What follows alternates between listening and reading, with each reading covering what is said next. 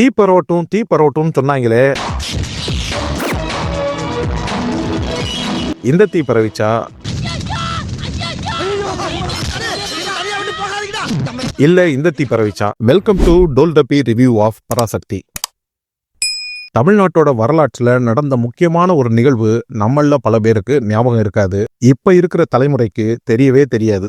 இந்தி திணிப்பு எதிர்ப்பு போராட்டம். இன்னைக்கு வரைக்கும் தமிழ்நாட்டு அரசியல்ல மாறி மாறி ஆதிக்கம் செலுத்திட்டு இருக்கிற திராவிட கட்சிகளுக்கு தமிழ்நாட்டுல ஒரு ஸ்ட்ராங்கான அடித்தளம் போட்டதே அந்த இந்தி திணிப்பு எதிர்ப்பு போராட்டம் தான். 1950-60களில் காங்கிரஸ் கொண்டு வந்த இந்தி திணிப்ப திராவிட இயக்கங்கள் ஆதரவோட மாணவர் படை எப்படி முறியடிச்சாங்க அப்படிங்கிறது தான் பராசக்தி படம்.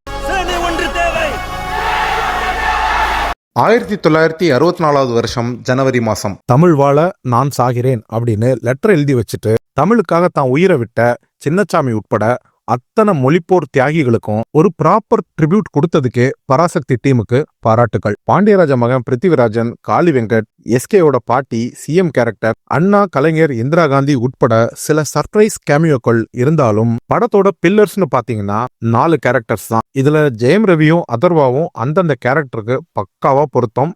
பர்ஃபார்மன்ஸ்லயும் செம்ம அழுத்தம். மிச்ச 2 கேரக்டர்ஸும் என்னை கொஞ்சம் சர்ப்ரைஸ் பண்ணிச்சு. பொதுவாகவே சுதா கோங்கரா படத்துல ஃபீமேல் கேரக்டர்ஸ் நல்ல ஸ்ட்ராங்காவே இருக்கும். அந்த மாதிரி ஒரு ஸ்ட்ராங்கான கேரக்டரை ஸ்ரீலீலா மாதிரி இன்எக்ஸ்பீரியன்ஸ் ஆர்டிஸ்ட் எப்படி ஹேண்டில் பண்ணுவாங்கன்னு ரிலீஸ் வரைக்குமே எனக்கு ஒரு டவுட் இருந்துச்சு. பட் அட்டகாசமா பர்ஃபார்ம் பண்ணிட்டாங்க ஸ்ரீலீலா, அப்படிதான் சொல்லணும். மற்றொரு சர்ப்ரைஸ் சிவகார்த்திகேயனோட செலியன் கேரக்டர். லாக்அப்ல ஜெயம் ரவியும் சிவகார்த்திகேயனும் பேசிக்கிற மாதிரி சில சீன்ஸ்ல மட்டும்தான் சிவகார்த்திகேயனுக்கு ஸ்கோப். எஸ்கே நல்லா தான் நடிச்சிருக்காரு.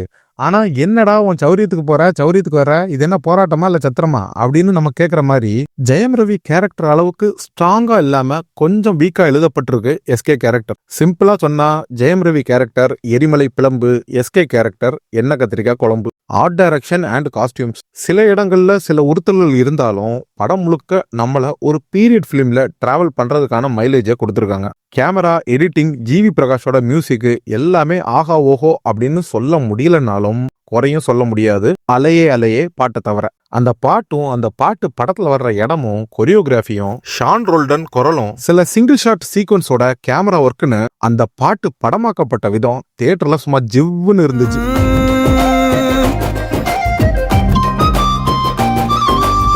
செகண்ட் ஹாஃப்ல வர்ற கலவரம் தான் படத்தோட centre point. Jayam Ravi, SK, அதர்வாவோட performance, set, camera, music, editing, costume, direction இப்படி அத்தனை டிபார்ட்மெண்ட்டும் இறங்கி அடிச்ச சீன் தான் அந்த சீன் தான். கண்ணு முன்னாடி கலவரம் நடக்கிற மாதிரி அப்படி ஒரு தத்ரூபம், அப்படி ஒரு இம்பாக்ட். அந்த ஒரு காட்சிக்காகவே பராசக்தி படம் பலராலும் பலமுறை பார்க்கப்படலாம். படத்துல பிரச்சனை என்னன்னா ஸ்கிரீன் பிளேல சில இடங்கள்ல சுதா கோட்டை விட்டதுதான். சில முக்கியமான டேர்னிங் பாயிண்ட்ஸ் எல்லாம் சினிமாத்தனமா போனதுதான் சோகம். சட்டை கிழிஞ்சிருச்சேன்னு சண்டையில இருந்து விலகிற சிவகார்த்திகேயன் கேரக்டர் சண்டைனா சட்டை கிளியத்தாண்டா செய்யும்னு ஜம்ப் அடிச்சு திரும்ப சண்டைக்கு வர்றது ஒரு உதாரணம். மாநில சுயாட்சிக்கு எதிரான போக்கு, ஹிந்தி திணிப்பு இப்படி பிஜேபி ரூலிங்ல இருக்கும் போதே இந்த படத்தை ஸ்கிரிப்டா எழுதினதுக்கே இயக்குனர் சுதா கோங்கராவுக்கு பாராட்டுக்கள்.